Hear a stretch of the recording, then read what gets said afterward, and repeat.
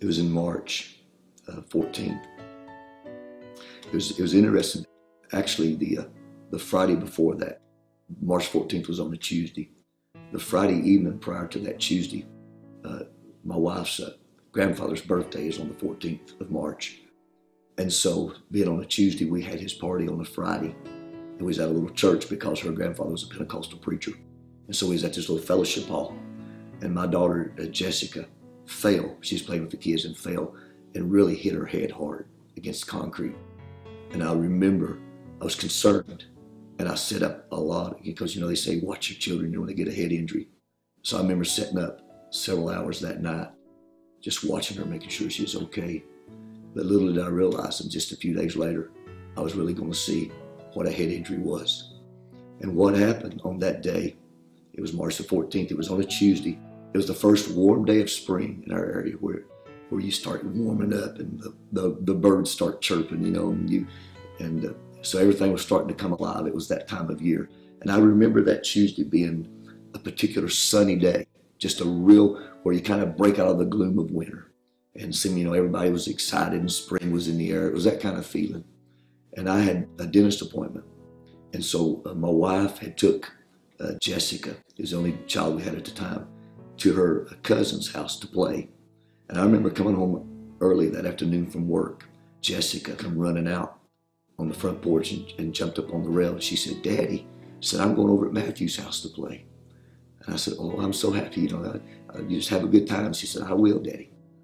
And little did I know before that night was over, our lives would change so much. So they go to Matthew's house to play. He was her cousin and he was about the same age.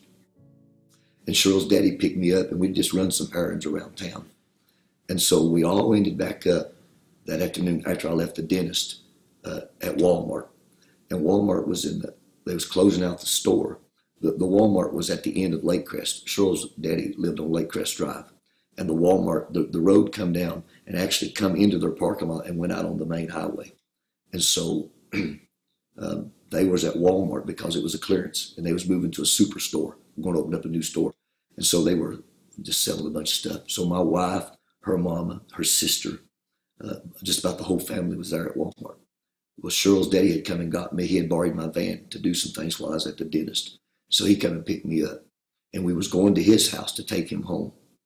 And he told me, he said, Cheryl and them's in Walmart. I said, you want to stop and see him? I said, yeah. So we pulled into Walmart and we went into the store. And so everybody was buying stuff, And I was walking around looking at some things that was on clearance. And I come back around and I asked my wife, I said, where's Jessica? And she said, Daddy took her and Rachel to get Rachel's Girl Scout money. Rachel was his youngest daughter. My wife, Cheryl, was the oldest. And Rachel was the youngest. She was 8. And said she took her. She had sold 450 boxes of Girl Scout cookies, quite a bit of money. And he didn't want her. He wanted to make sure the money got turned in. So he took Jessica with him. And the neighbors said they saw them come out of the house and get in the car. And they all got in the front seat and backed down the driveway. And it was about 2,000 yards from where they live.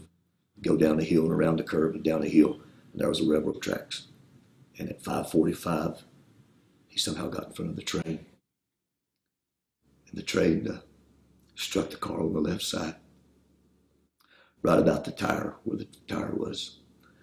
Well, I had, my jaw was numb from being at the dentist. And so I looked around and didn't really find anything that I wanted much. So I told Cheryl's sister Yodi that I would watch her little girl, Caitlin. She was about 11 months old. And so I was holding her in my arms in the foyer of the Walmart. And I looked out the window and I saw all these ambulances. I saw this big crowd, red lights, blue lights, all these lights flashing. I thought, my goodness, there's been an accident. So I was looking at it. I could see it from where I was at.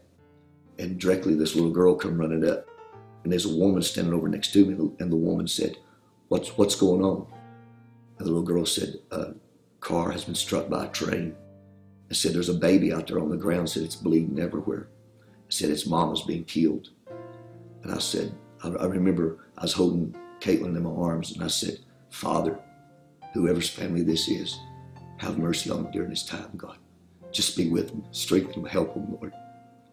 And it wasn't but a few minutes. my wife come up to me, and she said, "You need to go to the tracks. There's been an accident." Said, "Daddy's been involved in an accident."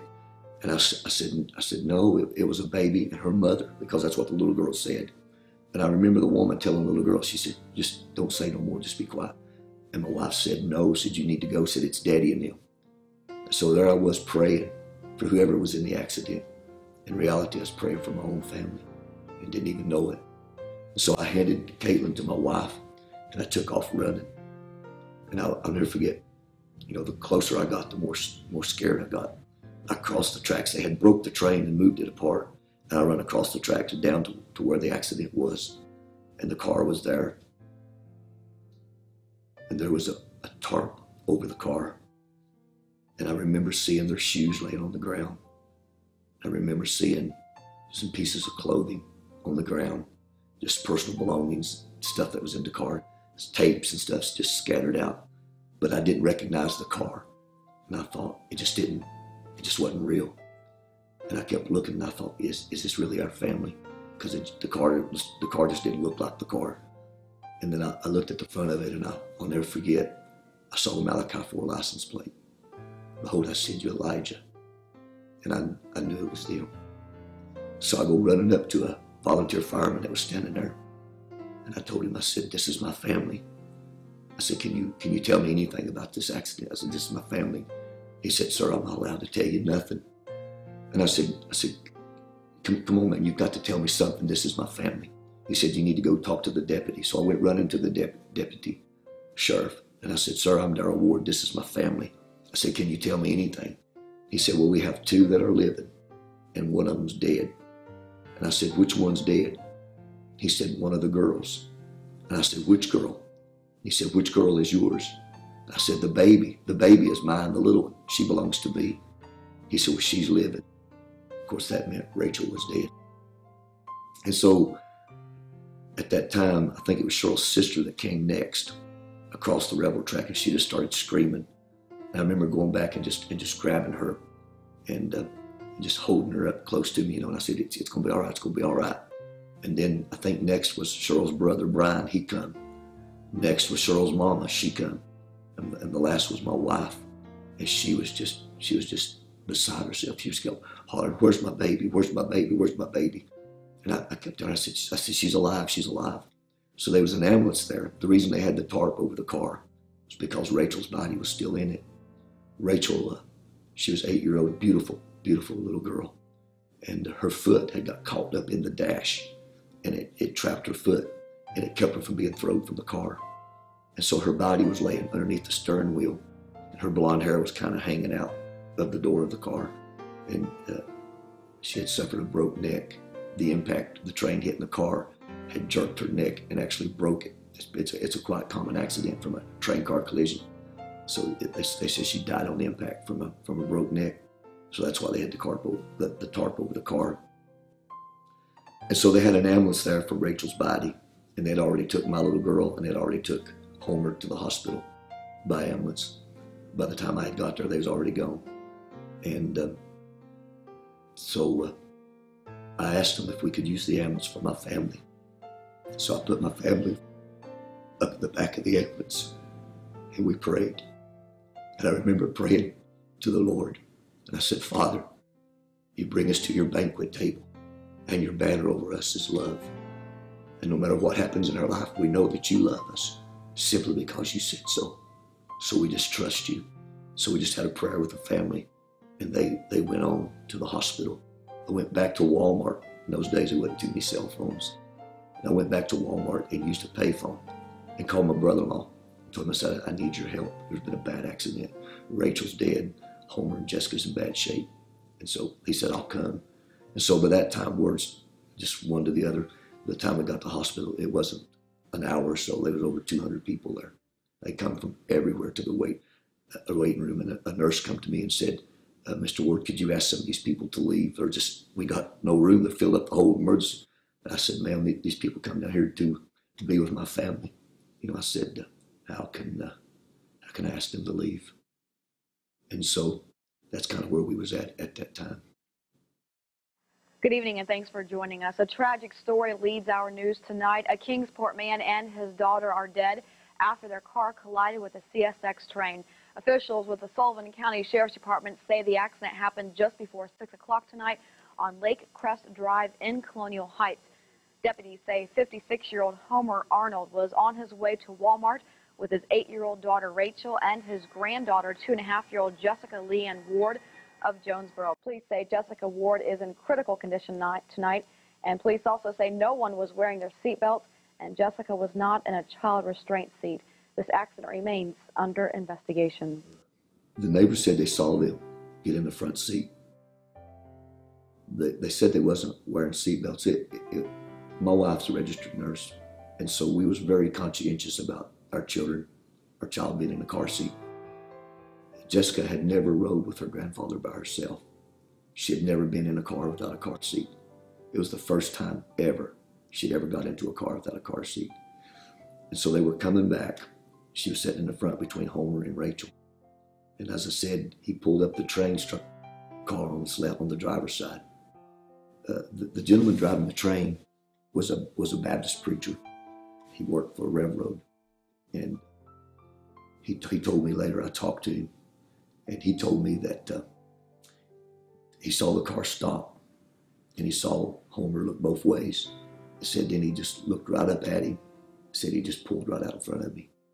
He said the last thing I seen was him looking at me, and because he sits up so high in the car passed out of his view right before it struck the train. The train struck it because of the height, you know.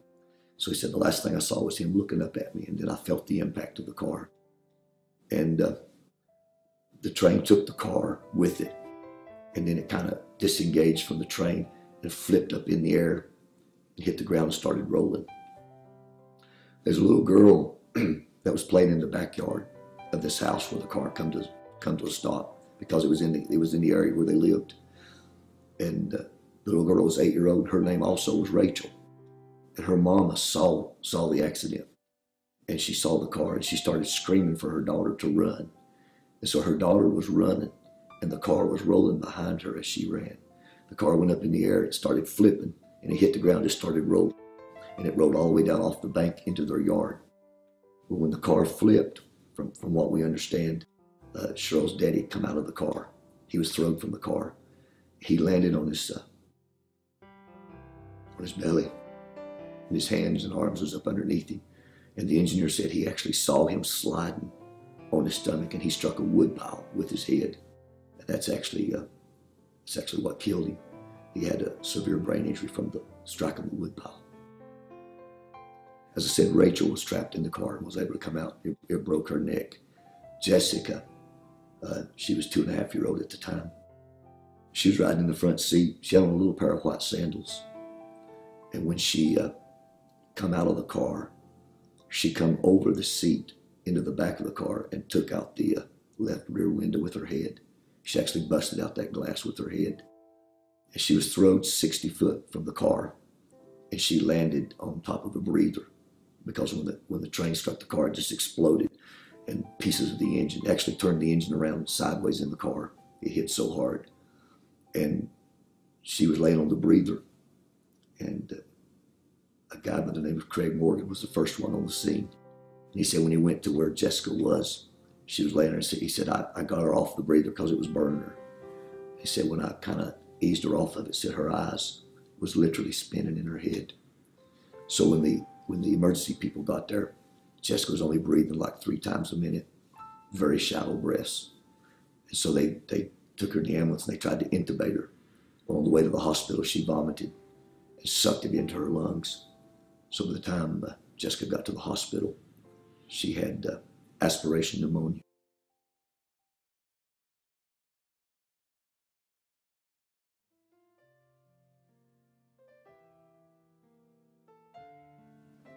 So we really didn't know the extent of her injuries until we was able to get to the hospital. And when we got to the hospital, I remember them letting us go back. And we passed the room Cheryl's daddy was in. And I just remember seeing the blood. It was just everywhere. And I remember my wife saying, "That's my daddy's blood." So we went on past that cubicle down to the next, and there was Jessica. And I could see her, just a little old thing, little blonde hair. She had leaves in her hair. Her little face was bloody. They had a neck collar on her. Of course, she was intubated. When I walked in, a doctor friend of mine that I worked with because I worked in surgery, I looked up and I saw him. He said, "Oh my God, Darrell," I said, "please don't tell me this is your daughter." I said, "Mark, how bad is she?" He said, "I'm sorry." I said, "I'm so sorry." He said, "She's just hurt too bad to live." He said, "She's got too many injuries."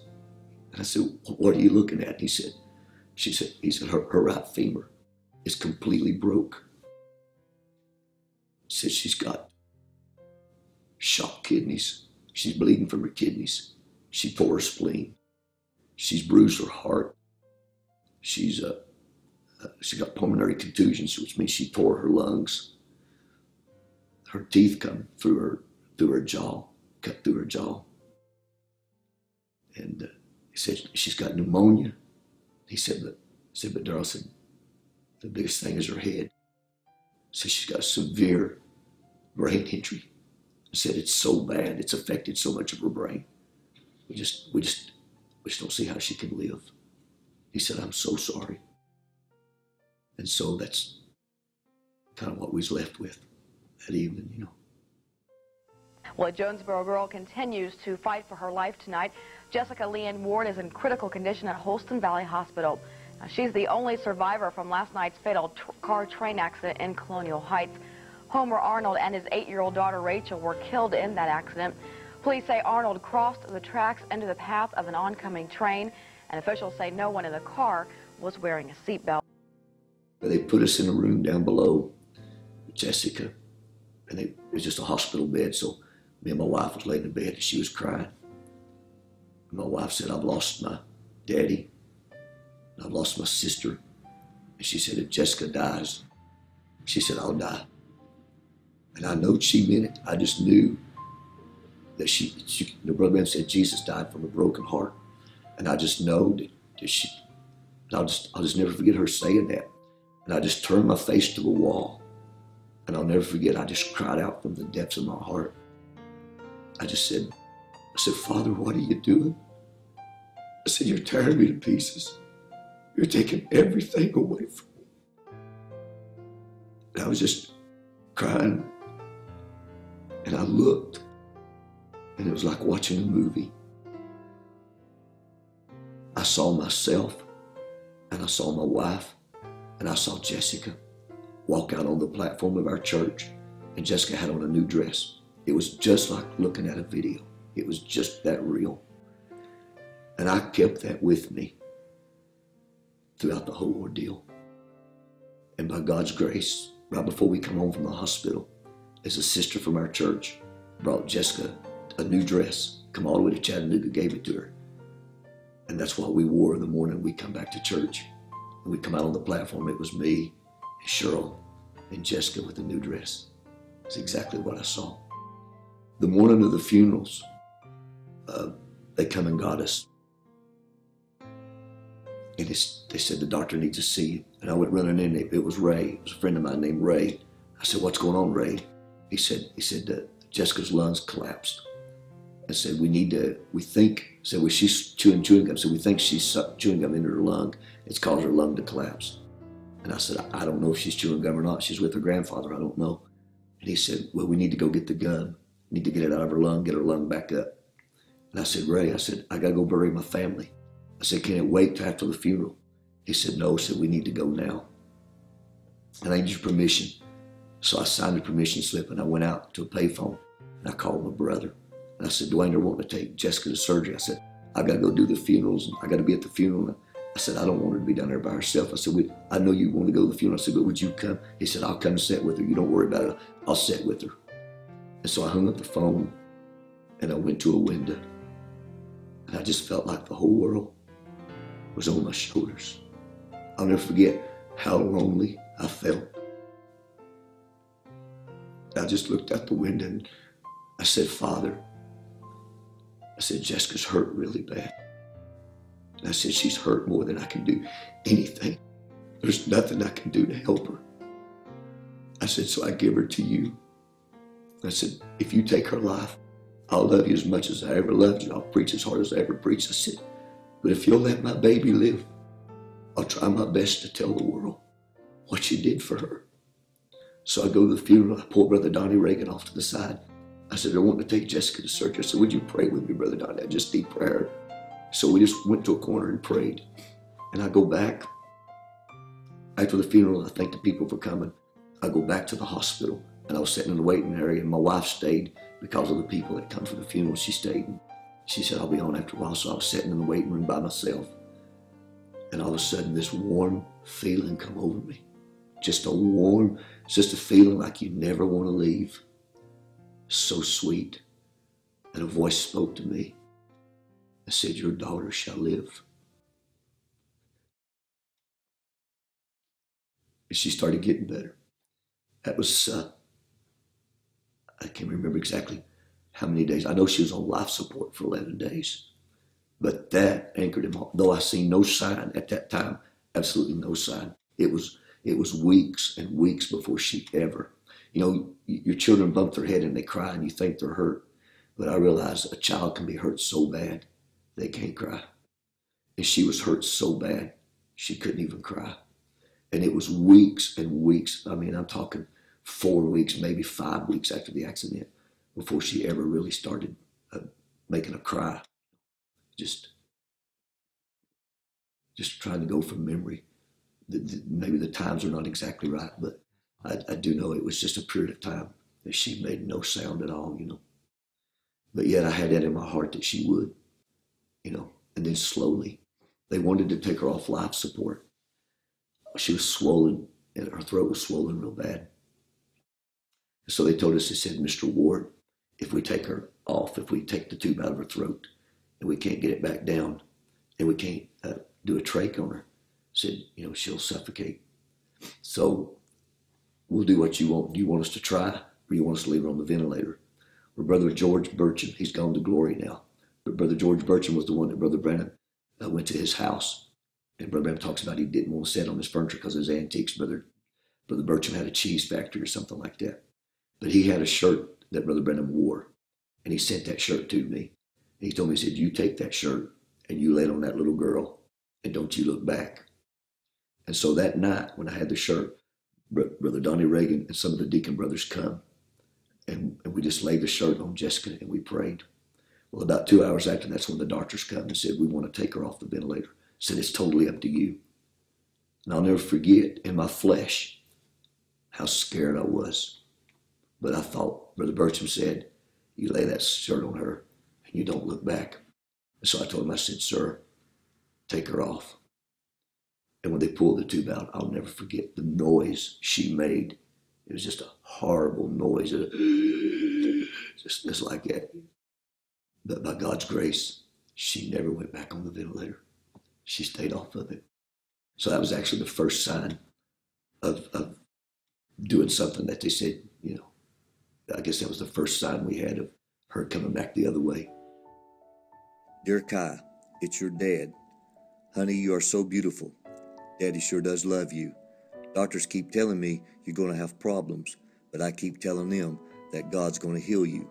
I can't wait till me and you and Mommy come back to show them that we serve a living God. You're a miracle in the making. Daddy's still waiting to hold you. Mama got to hold you today. See the picture.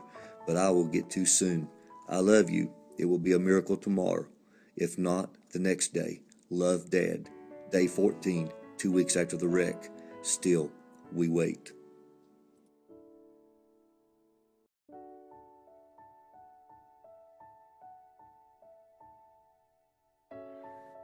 One thing sticks out in my mind, and I forget exactly what part of the experience that it was, but Jessica was unable to swallow because of a brain injury. She had a severe brain injury that it involved the occipital lobes, which knocked out her vision. She also had brain shearing, where her brain struck the front of her head and it tore the brain. And so she had blood on the brain. She had brain shears, but the biggest part of her brain injury was at the cerebellum. It involved the occipital lobes. And that had been, it's a condition called flash edema, where they hit the ground and the brain swelled and it pinched the blood supply off to the brain. And as a result of it, that tissue died. So on the MRI, it was just a black spot, just like, about like an orange, I guess, in her little brain. Just a dark shadow, and that was dead tissue. So they told us, said, Mr. Ward, that's why she'll never be able to see. It's because of that. So she was unable to swallow also because of the brain injury. And her saliva would just run out of her mouth. And it made my wife real nervous because she constantly stayed wet. Her hair constantly stayed wet. She had a cut on her cheek, which stayed irritated from the saliva where the glass had cut her. It's actually the only visible scar that she has. The glass that cut her head is up in her hairline. She's got a hole in the back of her head that you can put your finger in. Even today, you stick your finger back there and feel the hole. We didn't even know she had that until weeks after the accident before we ever realized she had that place in the back of her head. But they never really addressed those things because they never really thought she would live. And so one thing was with the swallowing, and it really made my wife nervous. And I noticed one evening my wife was really down. So I told her, I said, honey, why don't you go home tonight and get some rest? And it was about just a few minutes, maybe 2 minutes before midnight.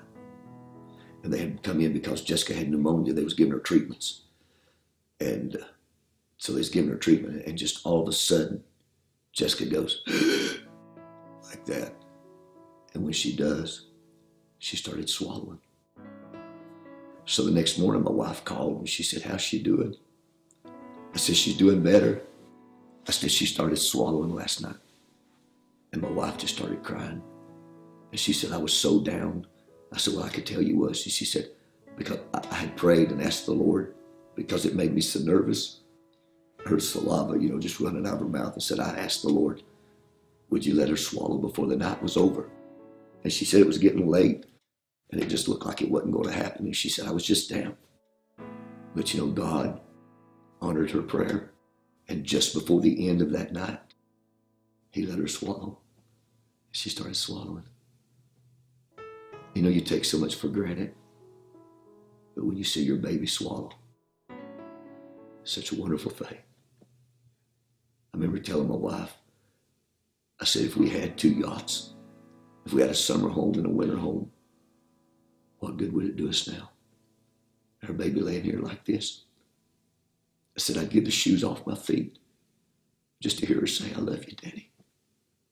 And so one thing I learned, that the only 2 things really matter in life is your family and your walk with God. Because everything else, you can be the richest man in the world, but if your baby's laying like that, what good's your money? I learned a valuable lesson that evening, just how precious family is.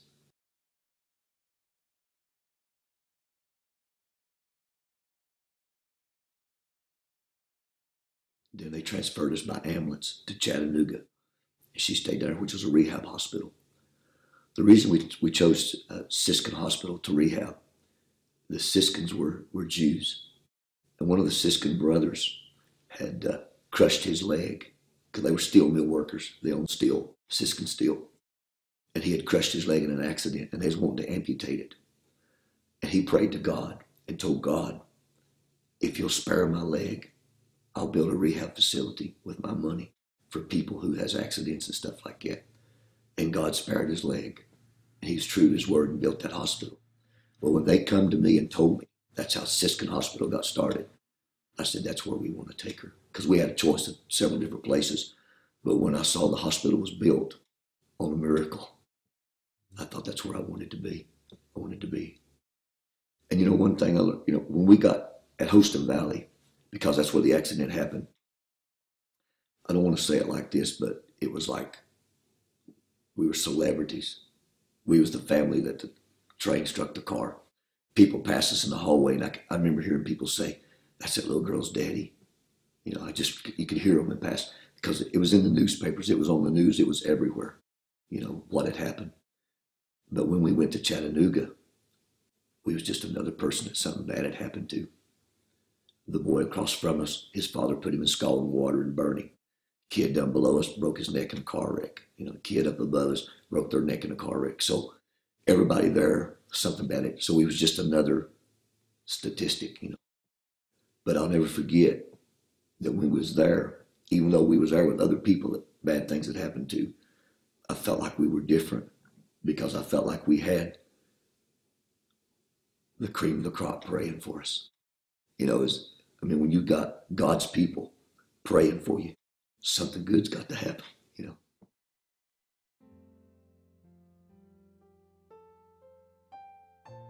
The accident happened on, of course, March 14th, and then it was April the 12th was when she said her first word.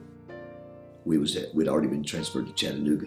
We went to Chattanooga with a child who couldn't see and couldn't speak, couldn't sit up. She had no control over her body.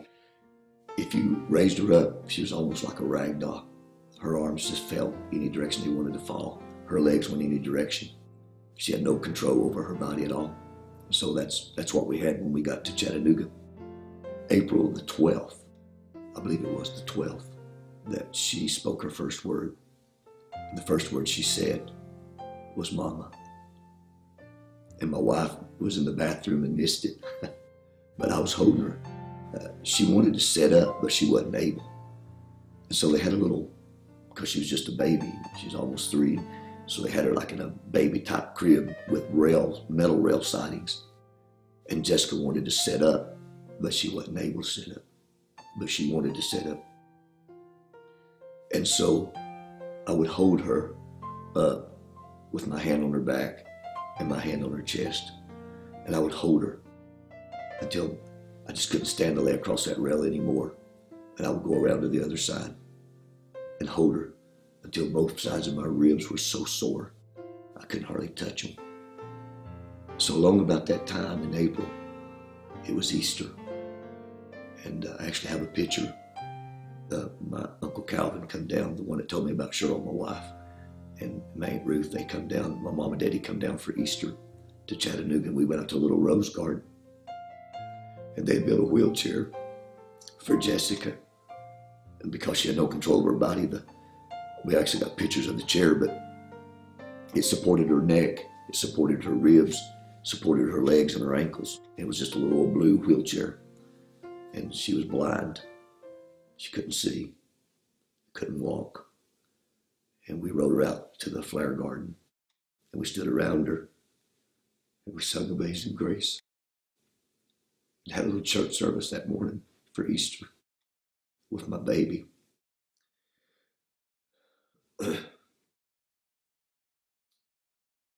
That was the time, that they was telling us, Mr. Ward, this is what you're going to have. Your daughter will never go to public school. She'll never be able to walk. She'll never be able to see because of the extent of her injuries. Her leg had completely healed. I told you she had fractured her right femur. They put a pin in it and a weight to line the bone back up. And the bone had actually healed. Her leg completely healed, took the pin out before she ever come out of the coma. She was never, ever aware that her leg was ever broke. It had already completely healed. So they told us, this is what you're going to have. I remember they took us down. They took me down to a room, set me in front of a panel of doctors. And they said, Mr. Ward, we're just a little bit concerned, because we think that maybe you're not looking at it rational. Because I kept talking about her seeing again and walking again. And so I said, we're just a little bit concerned. So we want to make sure we're on the same page. And said, what are you expecting? What do you want from your little girl? What's the outcome? What are you looking for? And I told him, I said, sir, they's all sitting across from me. Their pins in their pocket and their white coats, And I said, I don't care if my daughter's ever the president. I really don't care. My daughter ever flies a jet plane. I really don't care. I don't care if she does or don't. It don't matter to me. I said, but all that I want her to do is just be normal. I just want her to laugh. And I want her to sing. And I want her to jump. And I want her to run. I just want her to be what God made her. That's all I'm wanting. Just for her to be normal.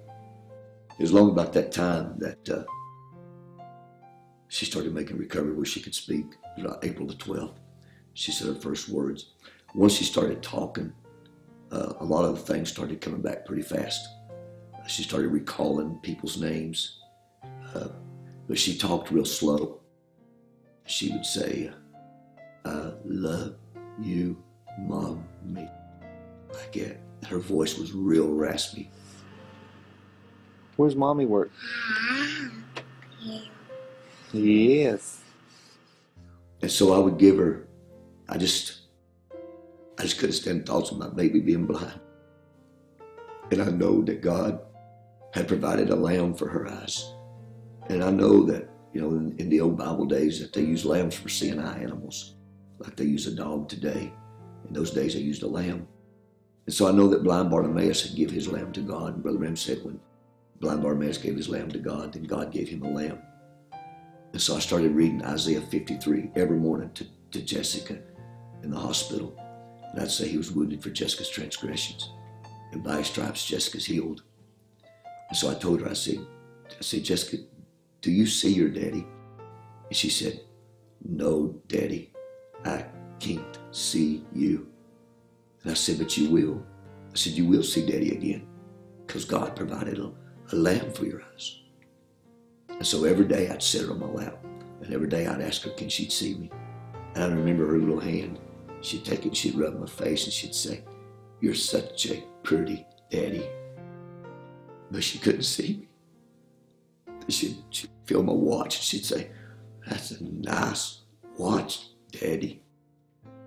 But it just, my heart just, I didn't want her to be blind. I kept telling her, I said, honey, you'll see Daddy again. I said, you'll see me again. And I'll never forget one day. I said, Jessica, do you see Daddy? I'll never forget what she said. She said, not yet, Daddy.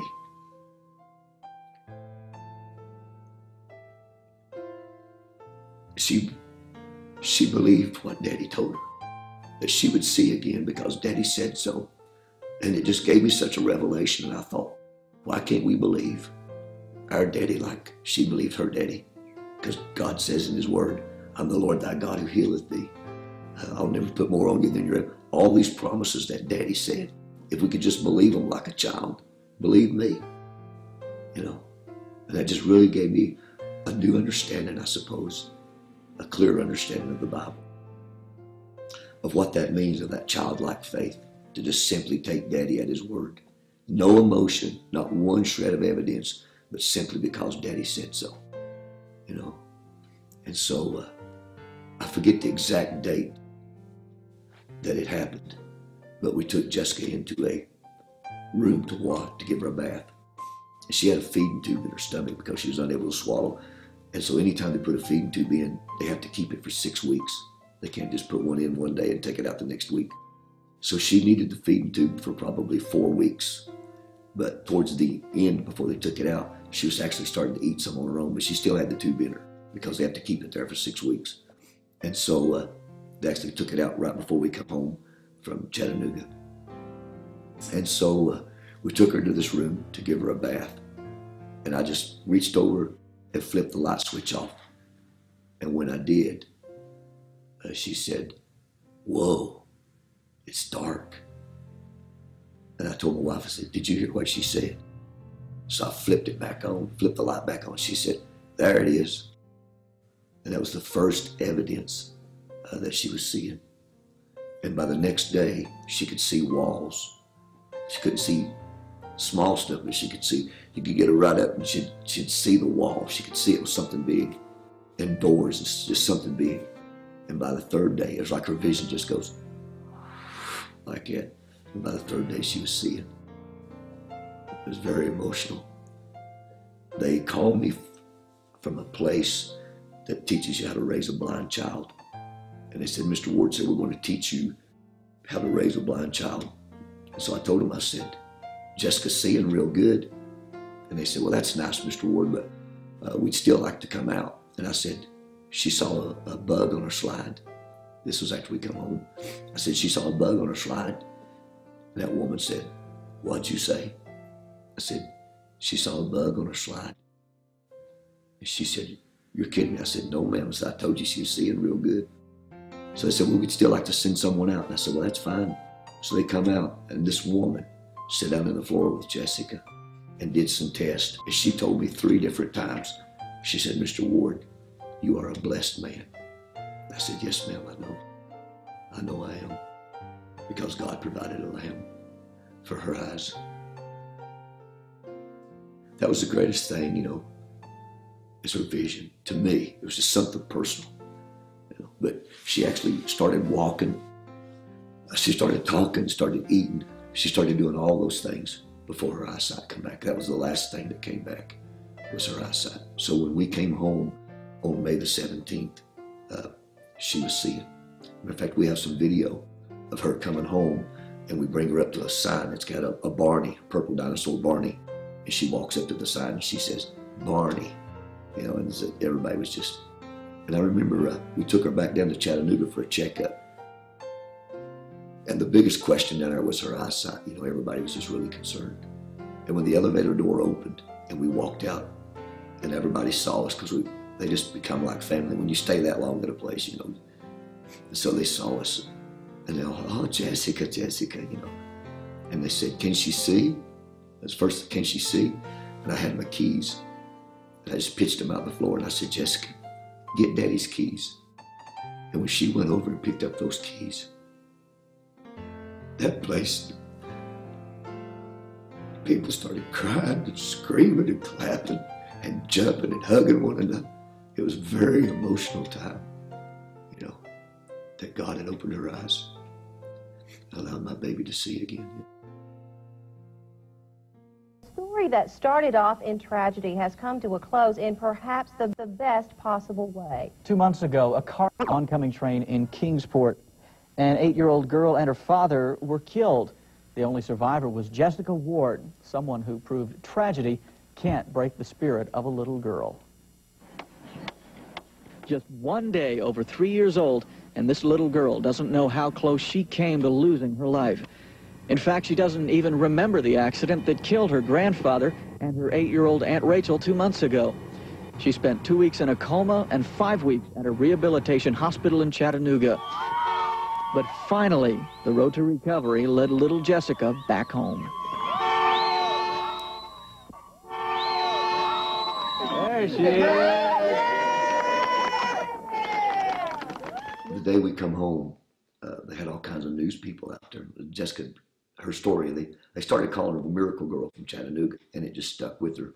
And they did several television short stories of Jessica and her recovery, and they called it the miracle girl.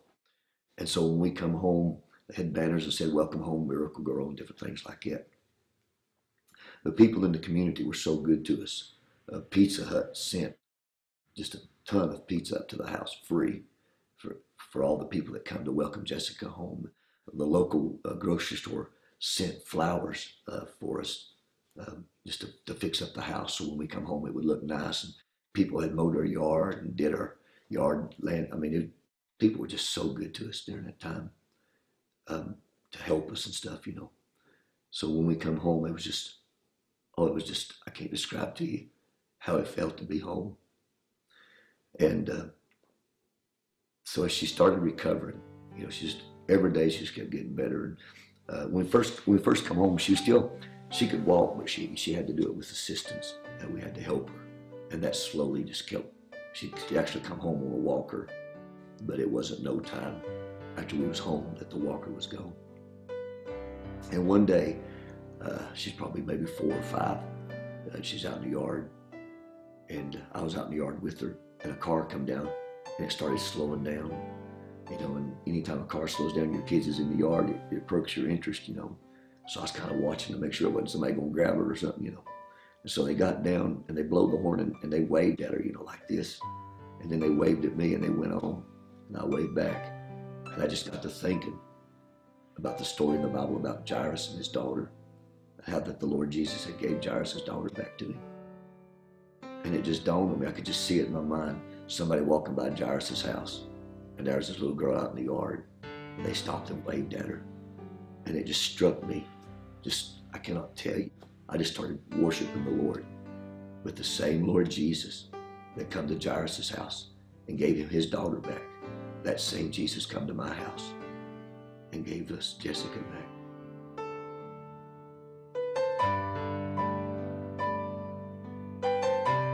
Of course, being a preacher, a full gospel preacher, before the accident, I preached on a God that heals, preached on a God that delivers. I preached those things, and I believe those things. But after going through the trial, I know, I don't know other way to say it, I know that he's real. It's like the Hebrew children, they said, we know God's able to deliver us, but whether he will or not, that we do not know. But we do know that he's able. But after they were thrown into the fiery furnace and God came down and delivered them, they said, we know God delivered us. And the trial of going through with Jessica, it made God more real than he ever was before the trial. I'm really not good with words, but in my feeble way of trying to describe it, he was more real after the trial than he ever was before the trial. I know God was a healer. I preached God was a healer, but now I know God's a healer. I know God opens blinded eyes because I see it every day. I know God makes the lame walk because I see it every day. And people say, oh, she just wasn't hurt that bad. But she was hurt that bad. Matter of fact, she's hurt so bad that they told me, if you're ever in a strange town and Jessica gets sick and they do a CT scan or an MRI on her head, do not let them operate, because as soon as they see her brain, they want to operate, because her injury was so bad that when the swelling went down, it left a big area in her brain. And they said because of that area, they would want to put a shunt in her. And they said, do not let them do that. So, it's not like you put up the x-ray and she's got a normal brain. If you put up the x-ray and saw it, a doctor would want to take her to surgery. But I don't look at the MRIs. I don't look at the CT scans. I just look at what I've got, And one day, Jessica come through the house, and where they put the feeding tube, she had a scar. And I always told her she was special because she had 2 belly buttons. And I always told her she was twice given. But God gave her to me at birth. Then when she got hurt so bad, God gave her back to me again. So I always tell her, Jessica, you're twice given to me. But she come through the house one day and she said, Daddy, when's this scar going to go away? And I said, honey, that's going to be there for a while, but it'll be okay. So she's running through the house playing. She's probably 6-year-old, something like that. And I was sitting at the table and I was reading Genesis 24. I'll never forget it. Studying for a message. And I just laid my head down on my Bible and I said, Father, I know you can take that scar from her body. And you've done so much for her. It would be wrong for me to doubt that you couldn't do that. I said, I know you can take that scar from her. And it just seemed like a warm feeling come over me. And a voice, it wasn't an audible voice, but something just spoke in me. I said, I could take that scar from her. And I just kind of laid there and I never moved. And it seemed like forever. And all of a sudden I felt that come on me again. Something said, I could take that scar from her. But I left it so that every time you see it, it'll remind you of where I brought her from.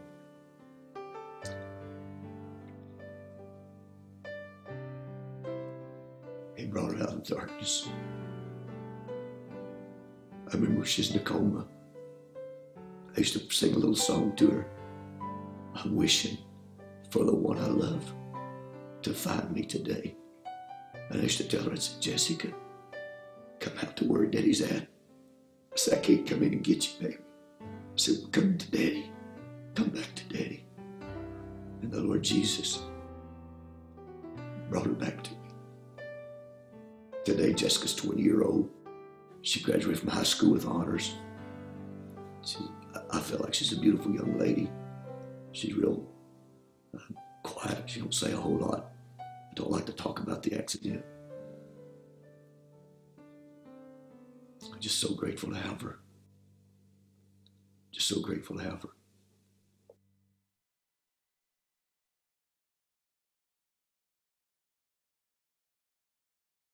I know my daughter was left in darkness. I know the doctors told me she'd never see again. They told me there was nothing they could do. And I seen my God bring my daughter out of darkness. And I know no matter what a person faces, whether they be bound or in decisions or confusion in their mind, whether it be mental trouble, marital trouble, financial trouble, church trouble, whatever darkness that they would feel like they was in, where there was no hope of ever getting out, I know that God is able to turn on the light. I know He can bring us out of darkness. He brought my daughter out of darkness without a doubt in my mind. When you have them tell you there's not one thing you can anchor to, and then you look and see He's the anchor and see Him come and do what He said He would do when you believe Him. And so that would be my desire. I know after the Lord had moved for Jessica, we got, I don't know how many phone calls from people who told me they were blind. And some of them played instruments in church, and they said, I just want to see so I can play the piano for the Lord. So I told him, I said, I'm no healer. Only God can heal.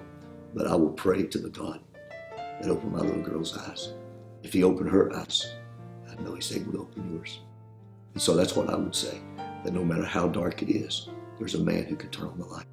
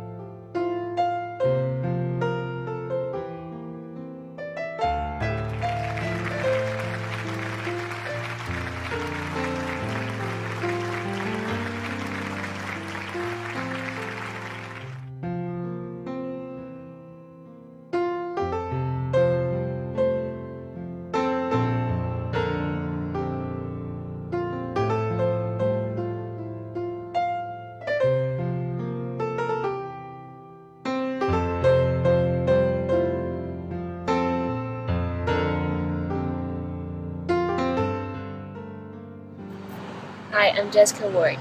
I serve an awesome God. Thank you for watching my video.